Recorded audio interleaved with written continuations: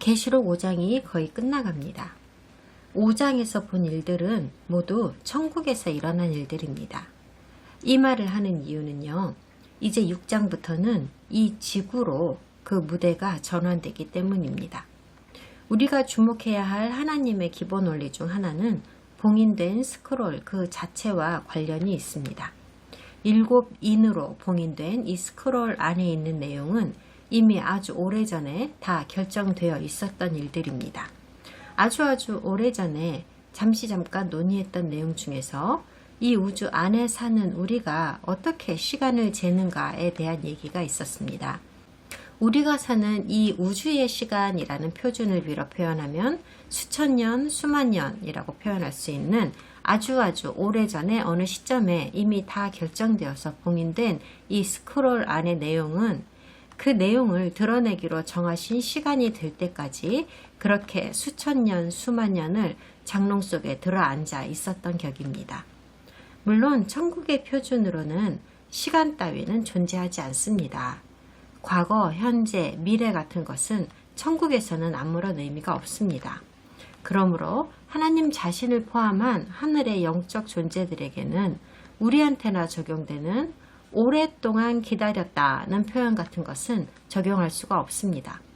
따라서 아담을 시작으로 하여 오늘에 이르기까지, 심지어 세상 종말의 날까지도 인류 역사에서 이미 일어났고 또 앞으로 일어나게 될 모든 사건들은 하나님께서 이미 다 알고 계시며 하나님에 의해 완전히 계획되고 조종되고 있다고 하는 원리를 반드시 아셔야만 합니다.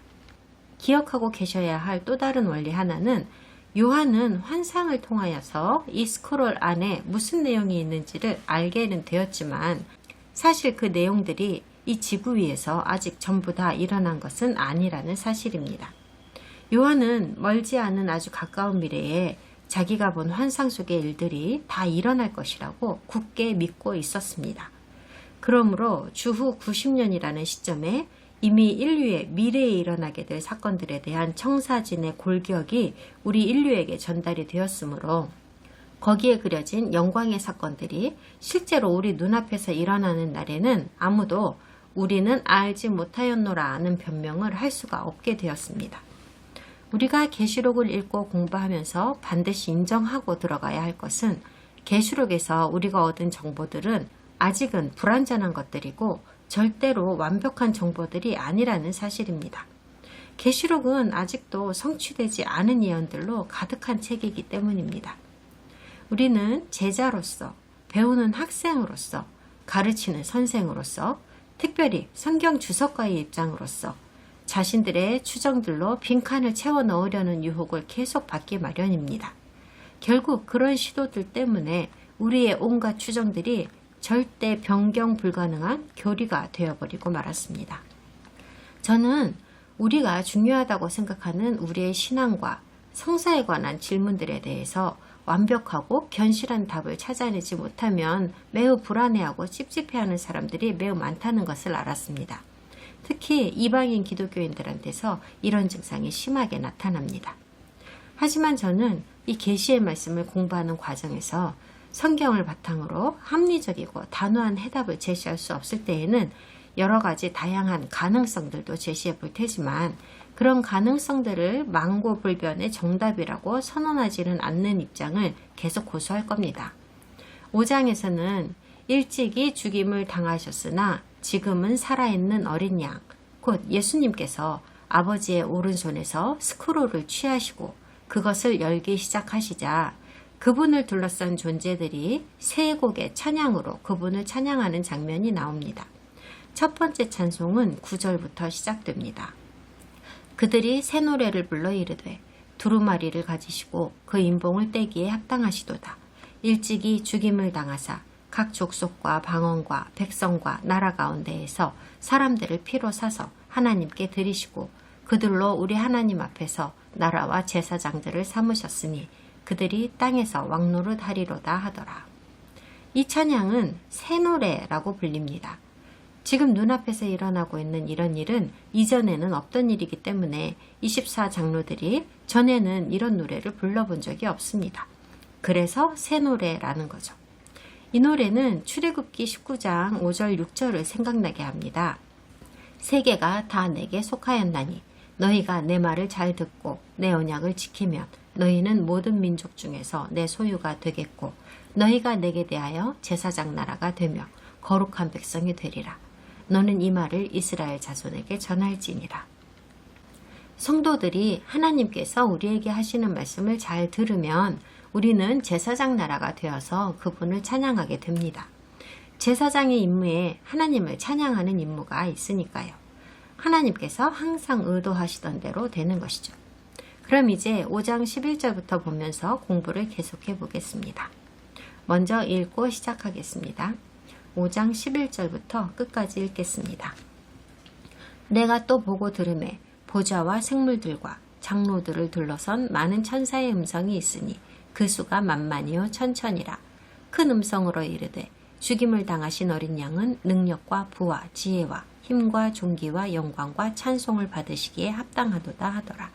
내가 또 들으니 하늘 위에와 땅 위에와 땅 아래와 바다 위에와 또 그 가운데 모든 피조물이 이르되 보좌에 앉으신 이와 어린 양에게 찬송과 존귀와 영광과 권능을 세세토록 돌릴지어다 하니 내 생물이 이르되 아멘 하고 장로들은 엎드려 경배하더라.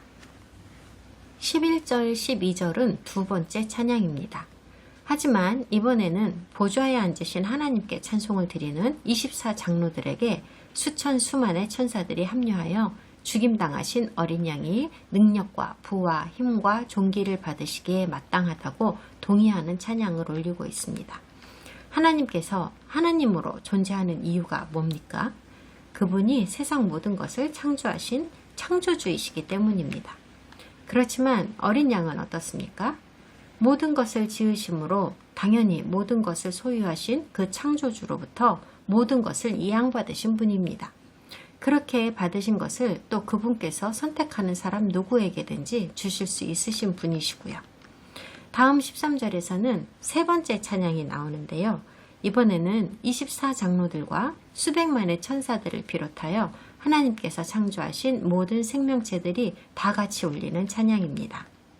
불특정한 하늘의 영적 존재들, 불특정한 땅 위의 육적 존재들, 그리고 죽은 자들을 의미하는 땅 아래의 존재들, 바다 위의 존재들 등등 세상 모든 피조물들이 각자의 목소리를 내어서 합창을 하는 장면입니다. 그런데 가만히 보면 찬양이 이어지면 이어질수록 찬양에 합류하여 어린 양을 찬양하는 피조물들의 범위가 점점 넓어지는 것을 볼 수 있습니다. 그리하여 마침내 하늘과 땅의 모든 피조물들이 하나도 빠짐없이 그리스도를 주님이라고 인식하게 되는 것이죠. 그리고 마지막에 예수 그리스도를 향한 모든 찬양이 끝나면서 내 생물이 아멘 하고 외치고 24장로들은 엎드려 경배하게 됩니다. 살았거나 죽었거나 영적이거나 육적이거나 크거나 작거나 할 것 없이 모든 세계의 모든 생명체들이 방금 눈앞에서 일어난 일의 중차대함과 위대함을 깨닫고 동시에 하나님의 아들에 대한 충성심을 나타내 보이고 있는 환상입니다. 환상을 통해 이런 장면을 목격하고 있는 요한이 얼마나 놀랍고 두려웠을까 저는 감히 상상도 되지 않습니다. 자, 그럼 계시록 6장으로 넘어갑시다. 6장 전체를 다 읽겠습니다.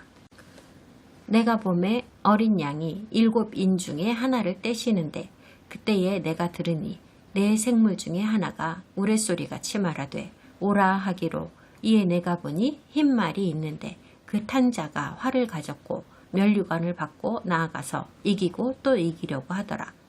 둘째 인을 떼실 때에 내가 들으니 둘째 생물이 말하되 오라 하니 이에 다른 붉은 말이 나오더라.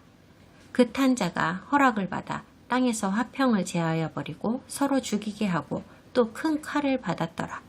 셋째 인을 떼실 때에 내가 들으니 셋째 생물이 말하되 오라 하기로 내가 보니 검은 말이 나오는데 그 탄 자가 손에 저울을 가졌더라. 내가 네 생물 사이로부터 나는 듯한 음성을 들으니 이르되 한 데나리온의 밀 한 되요 한 데나리온의 보리 석 되로다. 또 감람류와 포도주는 해치지 말라 하더라. 넷째 인을 떼실 때에 내가 넷째 생물의 음성을 들으니 말하되 오라 하기로 내가 보매 청황색 말이 나오는데 그 탄 자의 이름은 사망이니 음부가 그 뒤를 따르더라. 그들이 땅 4분의 1의 권세를 얻어 검과 흉년과 사망과 땅의 짐승들로서 죽이더라. 다섯째 인을 떼실 때에 내가 보니 하나님의 말씀과 그들이 가진 증거로 말미암아 죽임을 당한 영혼들이 제단 아래에 있어 큰 소리로 불러 이르되 거룩하고 참되신 대주제여 땅에 거하는 자들을 심판하여 우리 피를 갚아주지 아니하시기를 어느 때까지 하시려 하나이까 하니 각각 그들에게 흰 두루마기를 주시며 이르시되 아직 잠시 동안 쉬되 그들의 동무종들과 형제들도 자기처럼 죽임을 당하여 그 수가 차기까지 하라 하시더라. 내가 보니 여섯째 인을 떼실 때에 큰 지진이 나며 해가 검은 털로 짠 상복같이 검어지고 달은 온통 피같이 되며 하늘의 별들이 무화과 나무가 태풍에 흔들려 설익은 열매가 떨어지는 것 같이 땅에 떨어지며 하늘은 두루마리가 말리는 것 같이 떠나가고 각 산과 섬이 제자리에서 옮겨지매 땅의 임금들과 왕족들과 장군들과 부자들과 강한 자들과 모든 종과 자유인이 굴과 산들의 바위 틈에 숨어 산들과 바위에게 말하되 우리 위에 떨어져 보좌에 앉으신 이의 얼굴에서와 그 어린 양의 진노에서 우리를 가리라. 그들의 진노의 큰 날이 이르렀으니 누가 능히 서리요 하더라. 여기서부터는 육적 세계인 이 지구 위에서 일어나는 일에 대한 이야기입니다. 그리고 지금 읽으신 것은 우리가 흔히 주의 심판의 날이라고 부르는 때의 일이죠. 곧 하나님께서 이 땅 위의 모든 거주민들에 대한 그분의 심판을 본격적으로 시작하시는 때입니다. 그분의 심판이라는 것은 바로 온 세상 위에 쏟아지는 그분의 진노를 말합니다. 1절은 이제는 살아계시나 한때 죽임당한 어린 양께서 7인 가운데 첫 번째 인을 떼시는 장면입니다. 이 시점에 잠깐 멈추고 한 가지 지적하고 싶은 것이 있습니다. 계시록에 묘사되어 있는 사건들이 종종 우스꽝스럽고 혼란스러운 해석을 낳게 된 데에는 종류도 많고 서로 일치하지도 않는 수천 기독교 교단들의 온갖 종말론 교리들이 톡톡히 한몫을 했습니다. 그들 각자가 믿고 주장하는 교리를 설명하기 위해서 지어낸 이름들도 거기에 한몫을 하였습니다. 예를 들면 전천년설을 지지하는 사람들 있잖아요. 아마도 개신교에서 가장 많은 교단들이 지지하고 있는 종말론 교리가 이것이라고 생각되는데요. 이 사람들은 세 가지 현상으로 종말의 때를 설명합니다. 휴거, 환난기간, 그리고 대환난이라고 이름 붙인 것들이 그것입니다. 지금은 휴거에 대한 논쟁은 잠깐 미루어 두고 두 개의 시간대로 나누어 놓은 기간을 중점적으로 먼저 보려고 합니다. 환난기간과 대환난이라고 이름 붙인 것입니다. 환난기간은 이 지구 위에서 끔찍한 사건들이 지속되는 것이 정확히 7년일 것이라고 보고 이름 지은 것입니다. 그리고 대환난은 7년의 환난기간 중에서도 앞의 절반보다 그 수위가 훨씬 심각할 것이라고 예상되는 7년의 후반부 딱 절반의 기간을 말합니다.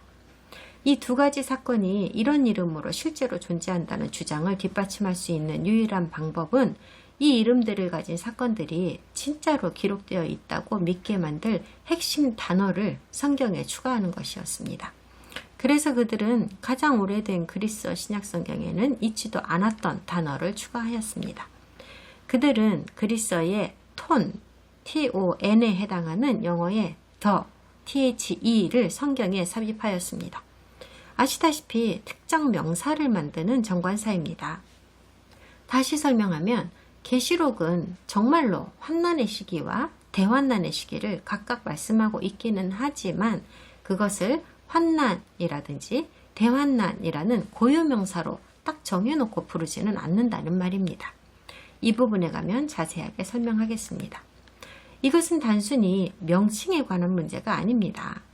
그리스어 텔립시스, 환난에다가 명사화를 만드는 정관사 더를 붙였고 그것을 다니엘의 70일의 예언에다가 대입시키면서 종말론의 지도를 정형화시켜 버렸다는 것이 문제입니다. 물론 계시록은 종말의 때에 인류에게 끔찍한 환난이 닥칠 것이라고 말하고는 있습니다만 환난의 때와 환난이 더욱 심해지는 대환난의 때가 서로 구별할 수 있는 이름을 각각 가졌다고는 말씀하시지 않습니다. 전천년설 교리를 지지하는 사람들 중에는 그리스도에 의해 첫 번째 봉인이 풀리기 이전에 벌써 교회는 휴거를 하게 된다고 주장하는 사람들도 있습니다.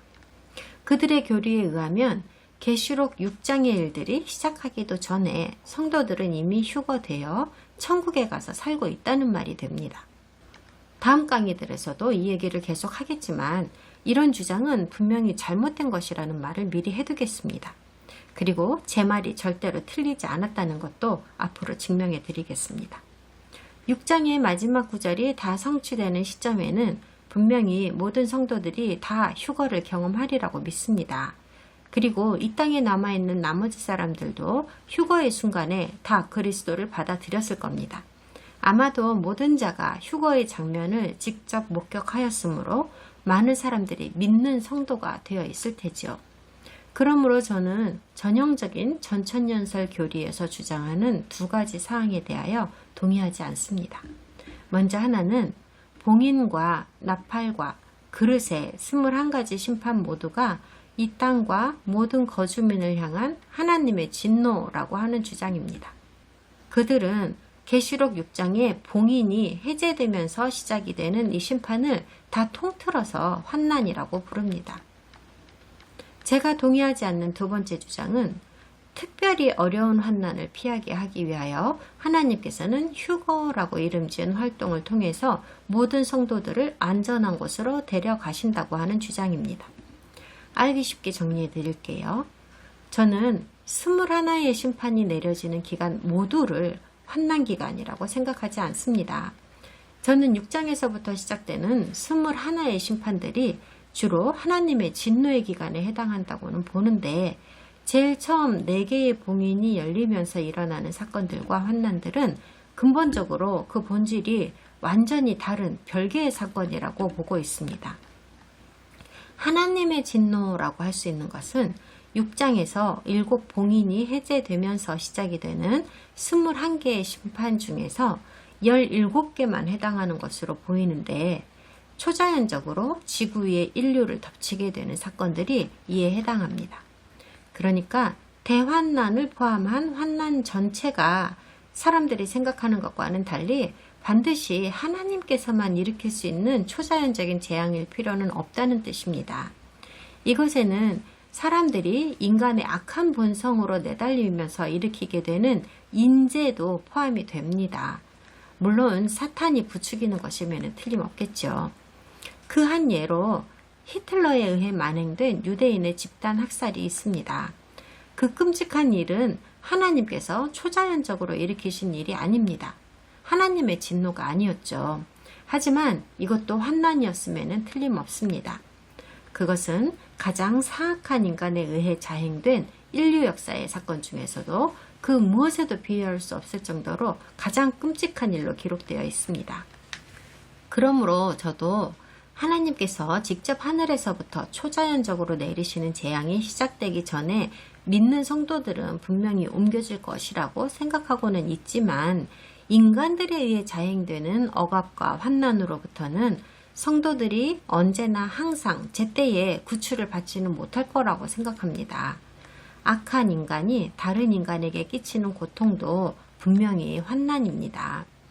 성경의 패턴은 언제나 하나님의 예배자들이 억압과 환난을 만나면 그것이야말로 하나님의 영광과 그분의 구원하심을 증거할 수 있는 가장 큰 기회로 여겨야 한다고 말씀하고 있습니다. 그러나 하나님께서 내리시는 그분의 초자연적인 진노는 죽어 마땅한 죄인과 그분께서 무죄하다고 선언하신 성도들에게 동시에 무차별적으로 퍼부어지지 않습니다. 노아의 시대에는 하나님께서 파괴적인 홍수로 세상을 정결하게 하시기 전에 지상에 있는 마지막 8명의 충실한 하나님의 예배자들을 준비시키셨습니다. 비가 쏟아지기 전에 방주를 짓게 하시고 그것을 타게 하셨죠. 아브라함의 시대에는 하나님께서 초자연적인 불로 도시를 황폐화시키기 전에 소돔에 남아있는 그분의 예배자들을 먼저 밖으로 옮겨주셨습니다. 모세의 시대에는 하나님께서 파라오에게 그분의 백성을 보내라고 하시면서 초자연적인 재앙을 10가지나 내리셨지만 이집트에 있는 이스라엘 백성들은 주님께서 보호해 주셨습니다. 그러나 이 모든 경우에 하나님의 백성들은 항상 다른 사람들에 의하여 이미 고통을 받고 있었습니다. 그래서 저는 마지막 때의 휴거도 이와 같은 맥락으로 생각해야 한다고 봅니다. 우리 성도들은 21가지의 심판 중에서도 하나님의 진노로 인한 심판으로는 고통을 겪지 않을 겁니다. 그래서 저는 21가지 중에서 17개만 심판이라고 보는 겁니다. 그러니까 우리도 전쟁이나 대량학살과 같은 인간에 의해 자행되는 많은 악재들은 피해갈 수 없을 겁니다. 그리고 천년왕국이라는 안전한 집을 제공해줄 이 소중한 지구가 엉망진창으로 파괴되는 것도 직접 보게 될 것입니다. 저는 인간들에 의해서 자행되는 이런 것들이야말로 환난과 대환난이라고 정의합니다. 경고받았던 일이 우리 눈앞에 닥쳐오고 있습니다. 우리가 이런 고통을 겪게 되지 않을 거라면 어째서 우리 성도들에게 환난의 경고를 주실 필요가 있었겠으며 어째서 이것들을 이기고 극복하라는 말씀을 하셨겠습니까? 말이 안 되잖아요. 전천연설 교리에서는 이 경고는 휴거가 있은 뒤에 믿게 되는 성도들을 위해 주신 것이라고 해석합니다. 물론 그럴 수도 있겠죠. 그 가능성을 완전히 부인하는 것은 아닙니다. 하지만 성경이나 선지자들이 일반적으로 하시는 말씀과는 앞뒤가 맞지를 않습니다. 다시 1절로 돌아갑시다. 먼저 한마디 드리고 시작할게요. 이제부터 서로 다른 색깔을 가진 4마리의 말이 등장하는데요. 이것들은 하나님께서 내리는 진노가 아니라고 보는 것이 합리적입니다. 이것들은 오히려 인간의 악을 크게 증가시키는 사탄의 진노라고 봐야 합니다. 저는 그쪽 방향에 더 무게를 싣고 있습니다. 이런 가능성도 열어두어야 한다는 것을 명심해야 할 필요가 있습니다. 첫 번째 봉인이 열리자마자 하나님 보좌를 둘러싸고 있던 4생명체 중 하나가 큰 소리로 가라 하고 외칩니다. 가라라는 명령과 함께 흰색 말과 기수가 등장을 하는데요. 활을 들고 왕관을 쓰고 있는 기수가 흰 말과 함께 정벌을 나갑니다. 그 뒤를 이어 3명의 기수와 말이 더 보내어지는데 이들은 4생명체로부터 각자가 수행할 명령을 받았습니다. 이 4마리의 말과 기수들은 학계에서는 문자 그대로 계시록의 4기수라는 명칭으로 알려져 있습니다. 아주 흥미롭게도 성경학자들 세계에서는 흰 말을 타고 있는 이 기수를 그리스도라고 해석하는 학자들의 부류가 있고 이것을 적그리스도라고 해석하는 학자들의 부류가 있습니다. 이렇게 딱 2가지의 그룹으로 나뉘고 있어요. 하지만 반드시 그런 건 아닌 것 같습니다. 초대교회 교부들은 어떻게 생각했을까를 제가 조사한 바에 따르면 흰 말은 복음이며 기수는 예수님이라고 그들은 해석하였습니다. 다른 3마리의 말과 기수들을 초대교회 교부들은 악과 고난에 씨를 뿌리는 자들이라고 생각했습니다. 다가오는 혹독한 하나님의 징벌과 심판의 선발대로 보내어지는 것들이라고요. 2가지 해석 모두 논쟁할 가치는 충분히 있다고 생각합니다만 뒷받침되는 여러 가지 증거들을 토대로 하여 볼 때에 저는 다른 쪽으로 더 마음이 갑니다. 요한의 환상은 마지막 때와 주의 날에 대한 수많은 구약성경의 예언의 성취라는 점에서 이 책을 이해하기 위해서는 반드시 선지서들의 맥락 안에서 살펴보아야 할 필요가 있습니다. 하나님께서 구약을 그리도 많이 인용하시면서 요한에게 이 메시지를 보여주셨잖아요. 그러니 이 환상이 구약에 적힌 예언의 말씀들이나 전체적인 성경의 맥락과 전혀 다르다고 한다면 도무지 말이 안 된다고 저는 보거든요. 그러므로 인류에게 해를 끼치기 위해서 나가는 이 4마리의 말에 대해 직접적으로 언급한 것을 예언서에서 찾아보아야 하는 것은 당연한 일인데 성경학자들이 일반적으로 동의하는 것은 이것이 스가랴 6장에서 왔다는 점입니다. 스가랴 6장 1절부터 8절입니다. 내가 또 눈을 들어본즉 내 병거가 2산 사이에서 나오는데 그 산은 구리산이더라. 첫째 병거는 붉은 말들이, 둘째 병거는 검은 말들이, 셋째 병거는 흰 말들이, 넷째 병거는 어룽지고 건장한 말들이 메었는지라. 내가 내게 말하는 천사에게 물어 이르되 내 주여 이것들이 무엇이니까 하니 천사가 대답하여 이르되 이는 하늘의 내 바람인데 온 세상에 주 앞에 서 있다가 나가는 것이라 하더라.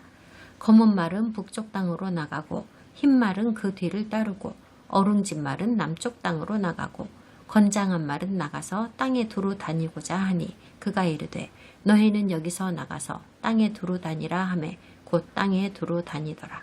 그가 내게 외쳐 말하여 이르되 북쪽으로 나간 자들이 북쪽에서 내 영을 쉬게 하였느니라 하더라.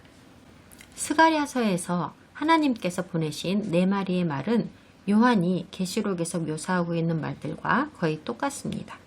이것들은 세상을 돌며 하나님의 백성 이스라엘을 억압한 나라와 민족을 징벌하라고 보내어진 것들이죠. 이 말들은 병거를 끈다고 하죠. 병거는 오로지 하나의 목적을 위해서만 존재합니다. 전쟁입니다. 스가랴서와 계시록의 구절을 연결하는데 크게 도움이 되는 한 가지는 스가랴서 6장에서 스가랴가 천사에게 이 말들과 병거는 무엇이냐고 물었을 때 그가 얻은 답입니다. 그런데 방금 읽어드린 개역개정 번역본에서는 다른 번역본들과는 확실하게 다른 번역을 함으로써 불필요하게 그 의미를 흐려놓았습니다. 천사가 스가랴에게 네 마리의 말에 대해서 답하는 구절을 이는 하늘의 내 바람인데 라고 번역하였습니다. 그러나 다른 번역본들은 거의가 네 마리의 말을 하늘의 내 영이라고 번역하였습니다. 어떻게 된 건지 알아봅시다. 먼저 우리의 사고를 히브리식으로 좀 고쳐야 합니다. 요한이 히브리인이니까요. 여기에서 바람이라고 번역한 히브리어는 루아크입니다. 루아크는 바람으로도 해석되지만 더 보편적으로는 영이라는 뜻입니다. 그리고 하늘이라고 번역된 히브리어는 샤마임인데 샤마임은 스카이에 해당하는 하늘이라는 뜻도 있지만은 더 보편적으로는 heaven, 곧 천국이라는 뜻입니다. 이 두 단어를 어떤 뜻으로 해석할 건지는 전체 문맥을 따져보면 알 수 있습니다. 그러니까 이 네 마리의 말이 하나님 앞에 섰다가 보내어졌다고 하잖아요. 천국에서 하나님 앞에 있었던 애들이라는 말입니다. 그러므로 얘네들은 상징적이고 영적인 존재들이라는 말이죠. 진짜 말도 아니고 진짜 병거도 아니에요. 스가랴서의 이 말들은 하늘나라의 내 영을 예표한다고 하는 번역에 저는 동의합니다. 그래야 계시록 6장에 나오는 네 말 이야기와도 딱 맞아 떨어지기 때문입니다. 그러므로 계시록 6장과 스가랴 6장에 등장하는 네 마리의 말은 같은 목적을 가졌습니다.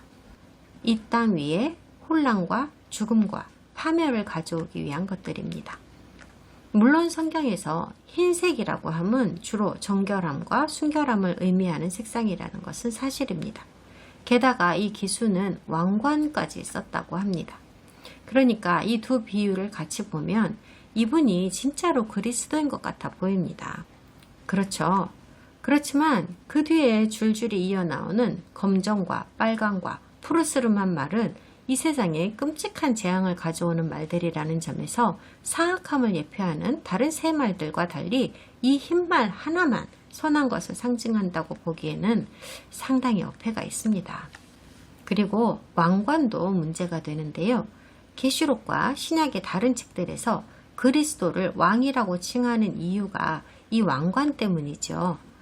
흰말을 탄 기수의 머리에 씌워져 있다고 하는 이 왕관은 그리스어로 스테파노스라는 단어인데 이것은 운동 경기에서 승리한 사람의 머리에 씌워지는 월계관을 의미하는 단어이며 왕의 머리에 씌워지는 왕관은 그리스어로 다이아데마라고 합니다. 이 둘은 분명히 다릅니다. 그리고 흰말을 탄 기수에게는 활이 있다고 하는데요. 활은 무엇에 쓰는 것입니까? 전쟁에 쓰는 무기입니다. 또한 이스라엘에서는 말은 운송수단이 아니었습니다. 말은 병거를 끌거나 군인들을 태우는 것이었습니다. 그러므로 이 말들은 전쟁말, 곧 전말을 상징합니다.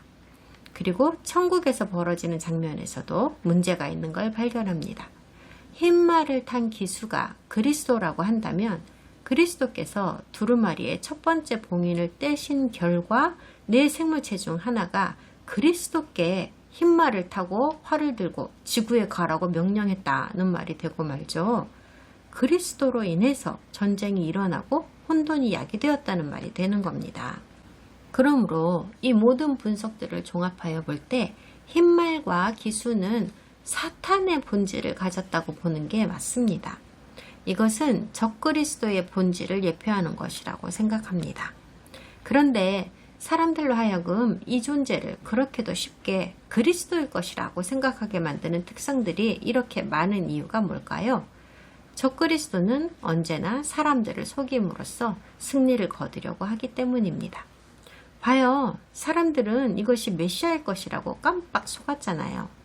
이 문제를 푸는 데 도움이 되는 찰스 리의 탁월한 분석을 보면 우리는 말을 탄 기수 한 개인에게 초점을 줄 것이 아니라 말과 기수를 함께 그리고 내 말들과 내 기수들을 다 함께 그룹으로 보고 해석하여야 한다고 했습니다. 그러므로 우리는 이 흰말이 다른 세 말들과는 완전히 반대되는 목적으로 나간다고 하는 근거 없는 추정에 매달려서는 안 됩니다. 그러지 않으면 첫 번째 말만 다른 세 말들과는 완전히 반대되는 목적을 가졌다는 요상한 해석이 나오기 때문입니다. 따라서 흰 말과 그것을 탄 기수를 특별히 적그리스도를 상징하는 것이라고 보든지 혹은 일반적인 전쟁과 폭력을 야기하는 어떤 자를 상징하는 것이라고 보든지 간에 어쨌든 이놈의 목적도 다른 놈들과 마찬가지로 악을 일으키는 것이라고 보면 되겠습니다. 이야기가 이렇게 진행되면 문득 한 가지 의문이 생깁니다. 우리 하나님께서는 진짜로 내 기수들의 환상처럼 하늘에서부터 이 땅으로 악을 보내시는 것일까? 이것은 기독교 안에서 고수하고 있는 특정 교리에 도전하는 것이 됩니다. 하나님의 본성은 선이고 악은 그분의 본성이 아니라고 하는 교리입니다. 그런데 성경은 좀 다르게 말씀하십니다. 이사야 45장 7절입니다. 나는 빛도 짓고 어둠도 창조하며 나는 평안도 짓고 환난도 창조하나니 나는 여호와라 이 모든 일들을 행하는 자니라 하였노라. 킹제임스 버전은 좀 다르게 번역하고 있습니다. 나는 빛도 조성하고 어두움도 창조하며 나는 평안도 만들고 악도 창조하나니 나 주는 이 모든 일을 행하느니라. 개역개정에서는 환난이라고 했고 킹제임스에서는 악이라고 번역한 히브리어는 라입니다. 불행, 재앙 등등으로도 번역되기도 하였는데 다 맞는 번역이고 결국 내포하고 있는 의미는 다 같습니다. 성경에 의하면 재앙과 환난은 보통은 다 악으로부터 나옵니다. 이것을 이해하면 계시록에서 21가지 심판이라고 표현하면서 하나님께서 세상에 21가지 재앙을 보내신다고 하는 말은 그저 의미론적인 말일 수밖에 없습니다. 네, 맞습니다. 하나님께서 그분의 뜻을 이루고 인류를 심판하고 처벌하시기 위해서 이 땅에 악을 보내십니다. 그와 동시에 그분의 예배자들의 믿음을 시험하십니다. 그러므로 흰말과 그 기수는 전 세계적으로 악을 분출시키기 위하여 보내어지는 것이라고 해야 말이 됩니다. 그리고 3절에서는 두 번째 봉인이 열리면서 두 번째 말이 등장합니다. 빨간색입니다. 이 말의 기수는 손에 커다란 칼을 들었습니다. 붉은색은 성경에서는 주로 피를 상징합니다. 그리고 성경에 등장하는 수많은 상징물들과 마찬가지로 피도 선과 악 두 가지를 위해 사용되는 상징물입니다. 피는 구속의 삶과 속죄의 상징이 될 수도 있고 살인과 파괴의 상징이 될 수도 있습니다. 이것이 가진 살인과 파괴의 사명은 세상에서 평화를 제거하고 인간들을 부추겨서 서로를 죽이게 하는 대규모 학살이 일어나게 만드는 것입니다. 주로는 나라와 나라가 대적하여 전쟁을 치르게 하여 한꺼번에 많은 사람을 죽게 하는 것이기도 하지만 정부의 억압, 범죄 행위, 테러, 낙태 등등의 부당하고 악의적인 방법으로 인간이 의도적으로 하나님의 법을 무시하고 저지르는 모든 살상이 이에 해당합니다. 5절에서는 세 번째 봉인이 열리고 네 생명체가 소리를 지르자 기수를 태운 검은 말이 나오는데 기수의 손에는 저울이 들려있다고 합니다. 그런데 네 생명체와 네 마리의 말이 각각 어떤 연관이나 연결이 있는 것 같습니다. 각각의 네 생명체들이 각각의 특정 말과 특정 기수를 불러내고 있는 것에 주목하세요. 각각 서로 어떤 연관이 있는지는 충분한 정보가 주어지지는 않았습니다만 스가랴 6장에서 네 마리의 말은 하늘의 네 영이라고 했고 여기에서 이들을 불러낸 독특하고 강력한 영적 존재들 역시도 하늘의 네 영이라고 하는 것을 생각하면 이것들은 분명히 서로 연관이 있습니다. 물론 저의 추정입니다. 세 번째 기수가 들고 있다고 하는 저울은 상업을 상징하는 물건입니다. 돈이나 상품의 양을 측정하는 것이 저울의 목적이죠. 이 경우에는 식량을 측량하는 도구로 쓰였습니다. 하나님께서 이 땅에 기근을 보내시는 겁니다. 당연히 먼저 보내어진 두 말과 그 기수들에 의해 야기된 불화와 전쟁에 의한 것이겠지요. 들판이 폐허가 되어 농작물과 과실을 맺을 수 없게 되었을 테니까요. 식량의 부족은 가격을 하늘로 치솟게 만들었고 일반인들이 지불할 수 있는 수준을 능가하였습니다. 고대 사회에서 한 데나리온이라고 함은 하루 일당 정도 되는 금액이었습니다. 한 데나리온에 밀 한 되요, 한 데나리온에 보리 석 되로다 라고 하고 있는데 평소보다 10배가 비싼 가격입니다. 이 문장은 한 사람이 하루 벌어서 혼자 하루 먹을 밀밖에 못 산다는 뜻을 비유적으로 표현한 것이며 보리는 밀보다 가치가 좀 떨어지는 곡물이라는 것도 이 문장을 통해서 알 수 있습니다. 한 사람이 하루 벌어서 세 사람이 하루 먹을 보리를 살 수 있다는 뜻입니다. 그러나 감람류와 포도주는 해치지 말라고 합니다. 이것은 비록 빈곤층이 기본적인 생존을 위해 투쟁하는 상황에도 최고로 사치스러운 삶은 여전히 잘 유지될 것이라는 걸 의미합니다. 이 말씀을 좀 생각해 볼게요. 이런 상황이 되면 어떤 결과가 나타날 것이라고 예상할 수 있습니까? 생존의 위협을 받는 빈곤층의 절박함은 어떤 문제든 다 비껴가는 부유층을 향한 분노로 표출이 되고 결국 사회적 갈등과 계급투쟁이 전 세계적으로 확산될 것입니다. 7절에서는 어린 양이 네 번째 봉인을 열자 네 번째 생물의 외치는 소리에 응답하여 네 번째 말과 기수가 등장합니다. 네 번째 말은 여러 가지 표현으로 묘사됩니다. 청황색, 창백한, 잿빛, 헬스칸, 얼룩덜룩한, 쥐색, 희몰건, 누런 등등으로 번역되어 있습니다. 여기에 쓰인 그리스어는 클로로스인데요. 옅은 녹색의 식물을 의미하는 단어이고 이 단어로 아픈 사람의 안색이 누렇게 뜬 것을 묘사하기도 합니다. 곧 이 말은 병든 말처럼 보인다는 것입니다. 왜냐하면 이 말은 바로 역병과 질병을 의미하기 때문입니다. 흥미롭게도 이 마지막 말과 그 기수에만 이름이 붙여졌습니다. 사망과 음부랍니다. 음부라고 번역된 헤이드는 그리스 신화에 나오는 상상 속의 지하세계라는 것을 알아주세요. 물론 이 문장은 히브리 개념을 전달하려고 한 것이므로 더 좋은 번역은 사망과 스올이 되겠습니다. 성경에서는 죽은 자가 있는 곳을 늘 스올이라고 하거든요. 요한도 이 단어가 더 친숙했을 것입니다. 그리하여 4명의 기수들은 온갖 방법을 다 동원하여 이 땅의 거주민들에게 죽음을 가져옵니다. 계시록을 제대로 이해하기 위해서 여기에서 한 가지 짚어드리고 싶은 것이 있습니다.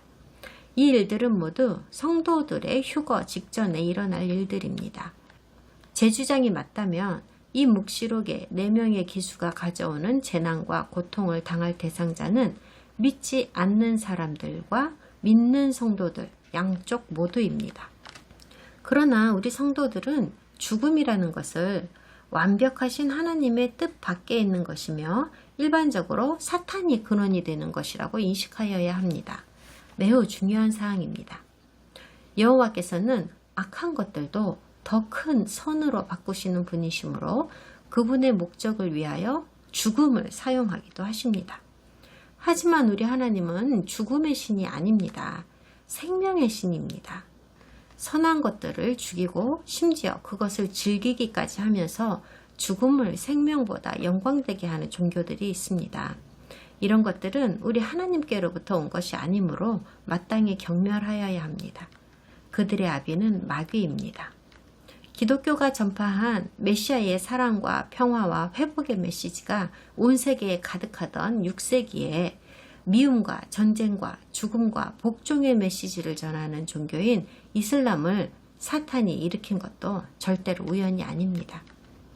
오늘날에는 이방 종교에도 의미를 부여하고 존중하고 타당성을 부여해야 한다는 따위의 말을 교회 안에서도 떠들어대고 있지만 이런 것에 속아서는 안 됩니다. 이슬람의 하나님을 아브라함, 이삭, 야곱의 하나님과 같은 분이라고 짓거리는 거짓부렁에도 절대로 속아서는 안 됩니다. 확실하지는 않지만 이 지구상에 중대한 변화가 생기지 않는 한은 묵시록의 이 4명의 기수들이 최종적으로 인류를 황폐화시키기 시작할 때 사용하게 될 주요 무기는 바로 이슬람 테러리즘이거나 무슬림에게 지구를 지배할 희망을 주는 일일 겁니다. 지들이 닥치는 대로 사람을 죽이고 온갖 짓을 저지르며 아무리 기를 써봐도 죽음이 우리가 받을 영원한 형벌은 아닙니다. 마침내 주님께서는 사탄을 쳐부수실 것이며 사실 이것이 계시록 전체의 주제입니다. 그때에는 우리 주님께서 죽음 역시도 완전하게 파괴하실 것입니다. 실제로 하나님께서는 종국에는 죽음과 무덤을 완전하게 없애버리실 것입니다. 진짜로 하나님의 구원의 사역이 완성에 이르게 된다는 말씀이 계시록 20장에 쓰여 있지 않습니까? 예수야를 신뢰하는 사람들에게는 하나님의 말씀 전체에 대한 가장 큰 희망적 진술이며 그분을 거부하는 사람들에게는 가장 큰 경고의 말씀입니다. 또 내가 크고 흰 보좌와 그 위에 앉으신 이를 보니 땅과 하늘이 그 앞에서 피하여 간데 없더라. 또 내가 보니 죽은 자들이 큰 자나 작은 자나 그 보좌 앞에 서 있는데 책들이 펴 있고 또 다른 책이 펴졌으니 곧 생명책이라. 죽은 자들이 자기 행위를 따라 책들에 기록된 대로 심판을 받으니 바다가 그 가운데에서 죽은 자들을 내주고 또 사망과 음부도 그 가운데에서 죽은 자들을 내주매 각 사람이 자기의 행위대로 심판을 받고 사망과 음부도 불못에 던져지니 이것은 둘째 사망 곧 불못이라. 누구든지 생명책에 기록되지 못한 자는 불못에 던져지더라. 8절의 뒷부분에서는 이렇게 말씀하십니다. 그들이 땅 4분의 1의 권세를 얻어 검과 흉년과 사망과 땅의 짐승들로서 죽이더라. 그들이라는 것은 4명의 기수를 말합니다. 그러니까 4명의 기수가 연달아서 한꺼번에 보냄을 받는다는 것인데 이들은 하나의 팀으로 같이 일합니다. 그들은 각자가 맡은 임무대로 이 지구의 거주민들을 처벌하는 역할을 수행합니다. 사탄은 이것을 보고 자신이 이겼다고 생각하게 됩니다. 하나님께서는 아무도 상상할 수 없는 수준의 구속과 회복을 이루기 위하여 이런 방법을 사용하십니다. 다음 시간에 6장을 계속하겠습니다.